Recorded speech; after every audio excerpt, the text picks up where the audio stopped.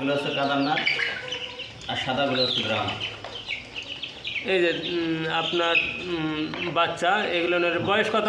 বয়স আছে আপনার 2 মাস আর 45 দিন, 30 দিন, 35 দিন আছে।